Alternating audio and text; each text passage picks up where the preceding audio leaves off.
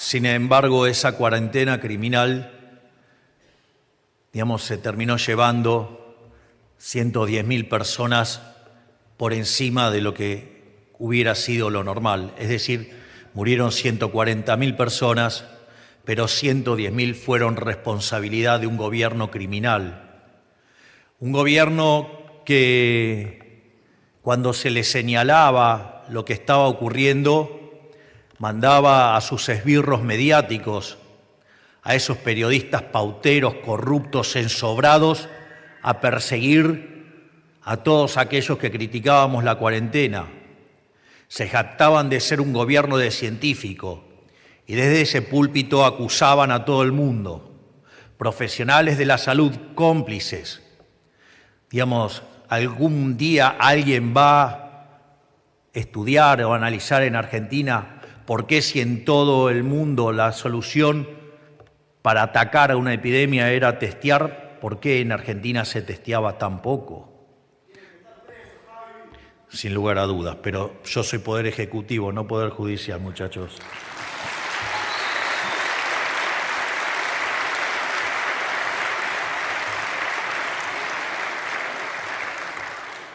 Y también son cómplices de estos los periodistas, que tanto festejaban el Estado presente, que tanto festejaban el quédate en casa, o esos delincuentes que andaban con una remera que decía la Pedro Can, que era el líder de la infectocracia y nos encerraba a todos brutalmente.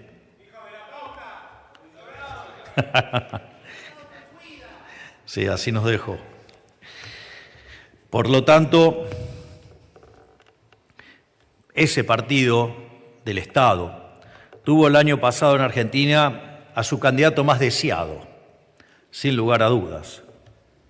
No sé si recuerdan, pero en el balotaje del año pasado no hubo una sola organización social, sindicato, cámara empresaria, ONG, asociación civil o actor corporativo de relevancia que no saliera a pedir el voto por Sergio Massa. La AFA y decenas de clubes pidieron el voto por Massa. Los radicales pidieron el voto por Massa, hasta la bendita sociedad rural lo apoyó. Ni que hablar de esos periodistas que llamaban a votar en blanco en el balotaje o no ir, ¿no? Que era la forma de ser cómplices. Y ni que hablar de aquellos que presagiaban una victoria abultada, contundente e irrebatible de Massa. No le salió.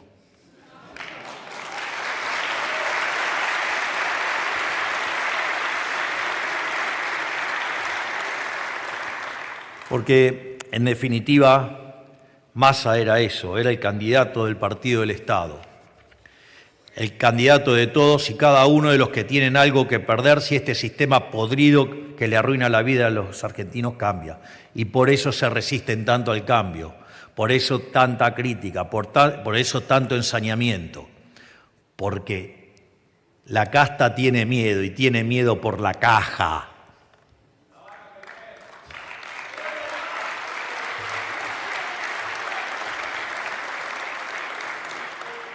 Pero también ese candidato era el candidato de los cobardes, que preferían una servidumbre tranquila antes que una libertad peligrosa, que seguramente les iría mejor con el modelo de la libertad, pero fueron paralizados por el riesgo que siempre conlleva el cambio.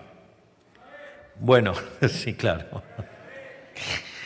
Bueno, el resto es historia conocida. El 19 de noviembre, más de 14,5 millones de hombres y mujeres libres derrotaron al Partido del Estado y sus aliados, y eligieron dejar atrás el modelo que les había arruinado la vida para asumir el riesgo de la libertad, incluso sabiendo muy bien lo duro que iba a ser la transición en términos económicos, porque nosotros siempre le dijimos la verdad. Si hay algo que me pueden achacar es que siempre digo lo que pienso y a los efectos prácticos verán que siempre hago lo que digo. Es decir, mi palabra se cumple.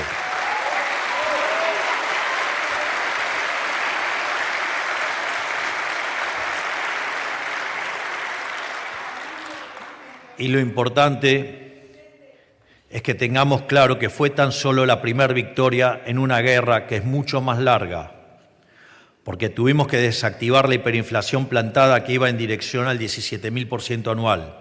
Tuvimos que sanear el balance de un banco central destrozado que estaba avanzado sobre los depósitos de la gente, equilibrar un déficit fiscal consolidado de 15 puntos del PBI y darle respuesta a un cuadro de deuda leonino todo al mismo tiempo. Aviso que si me pongo a hacer toda la descripción se me va una hora y no quiero arruinarles el día con una exposición tan extensa.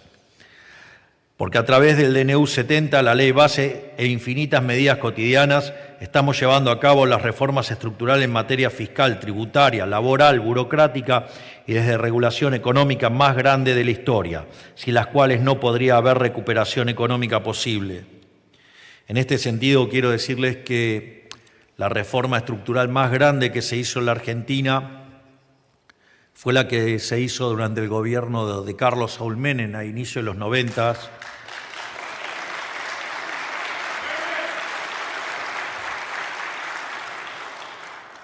Y la reforma que nosotros hemos puesto en la cancha y que está en funcionamiento entre la ley bases y el DNU 70 es 8 veces más grande que esa reforma. Por lo tanto,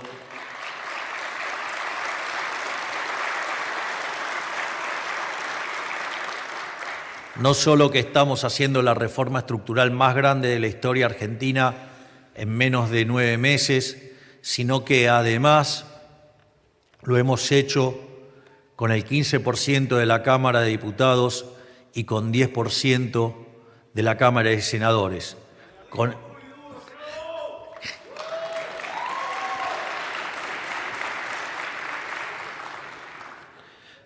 Por lo tanto, quiero que sepan que estamos comprometidos a hacer el mejor gobierno de la historia y vaya que con lo que hemos hecho ya hemos dado más que prueba suficiente.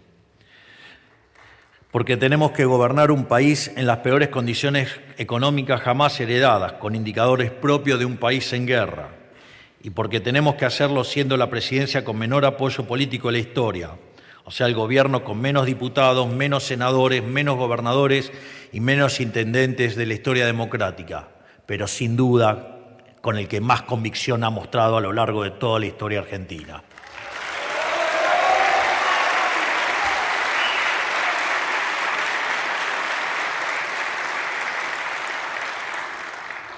Y hoy, habiendo controlado la inflación, ya que se encuentra en un sendero descendente, habiendo frenado el dólar, habiendo logrado el superávit fiscal y comercial sostenido por primera vez en 20 años y habiendo atraído inversiones por más de 50.000 millones de dólares, lo estamos haciendo. Habiendo hecho todo esto, aún así la gran mayoría de la política, del periodismo, las asociaciones civiles y demás actores corporativos ponen el grito en el cielo y nos llaman insensibles y crueles, y lo hacen en nombre de los pobres, mientras al mismo tiempo ponen palos en la rueda deseando que todo estalle. Pareciera que no supieran que el mejor programa social de asistencia a los más vulnerables es exterminar la inflación. Y los que acusan justamente son los fracasados hiperinflacionarios que destrozaron la moneda en el país.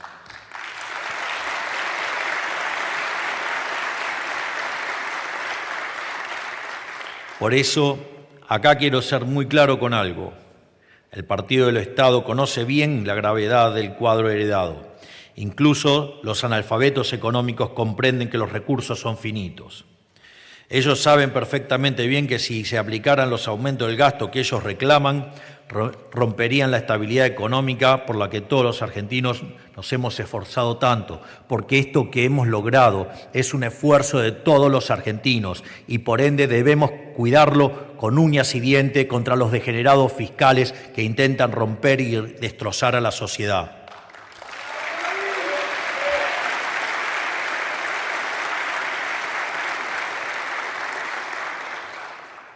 Así que no se confundan. A ellos les importa un pepino los jubilados y la educación pública. Solo les interesan sus negocios con la política y la casta política. De hecho, se los hago. Los degenerados fiscales están dispuestos a quebrar al Estado y que 10 millones de argentinos más caigan en la pobreza y la miseria, con tal de sumar unos puntitos con discursos lindos en el recinto. Desde acá se les ven los colmillos. Y ahora, cuando discutimos el presupuesto, va a pasar lo mismo. Ellos van a hacer lo imposible para que el presupuesto no salga. ¿Por qué? Porque un presupuesto liberal y austero significa el fin de miles de curros. Y como son el partido del Estado, necesitan mantener vivo el modelo del Estado presente porque es lo que les da de comer. No les importa que el costo de sostener ese Estado elefantiásico y voraz lo pague la gente con el sudor de su frente. Y les digo más, ellos necesitan que el modelo de la libertad fracase en toda línea. Porque si nos va bien, cuando la actividad repunte y los argentinos de a pie se puedan valer por sus propios medios sin recibir ayuda de la política, ¿qué van a hacer entonces?